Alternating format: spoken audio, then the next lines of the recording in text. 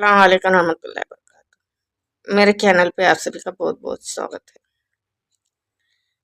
जैसे कि सारे देश में भाषाएं अलग अलग होती है, मातृभाषाएं अलग अलग होती है।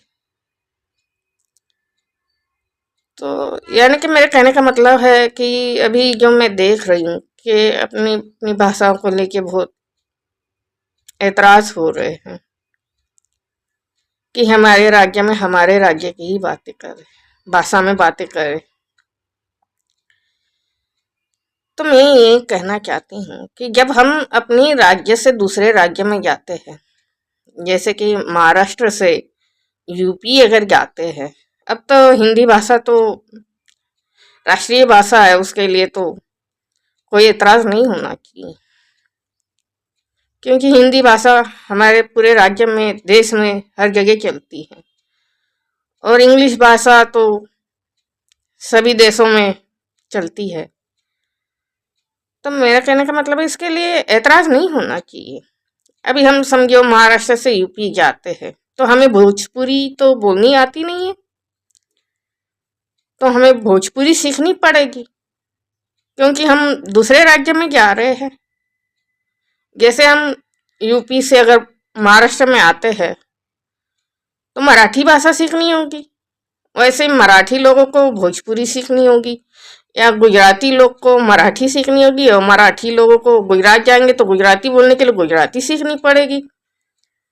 और अगर मद्रास जाते हैं तो मद्रासियों की भाषा सीखनी पड़ेगी, क्योंकि वहां तो मद्रासी भाषा चलेगी, हिंदी अंग्रेजी चलेगी नहीं। तो हमें मद्रासी भाषा सीखनी होगी। और मद्रासी लोग जब महाराष्ट्र या यूपी में आएंगे तो उनको उसी राज्य की भाषा सीखनी होगी, उसी राज्य में जैसी बातें करते हैं वैसी बातें करनी होगी। अब हमें ही देख लो, हम कभी दिल्ली थे, कभी हिमाचल, कभी बम्बई, तो कभी कर्नाटक। अब इन सब भाषा आनी तो जरूरी नहीं है ना। हिंदी चलती है, अंग्रेजी चलती है, तो हमें उसी लैंग्वेज में, उसी भाषा में बात करनी होगी। तो यही मेरा कहना है।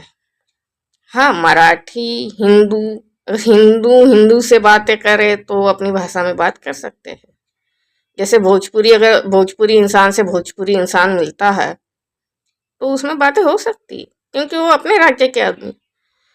अब पराये राज्य के आदमी को हम ये नहीं कह सकते ना कि हमारे भाषा में बात कर। हाँ, अगर कुछ गलत बोलता है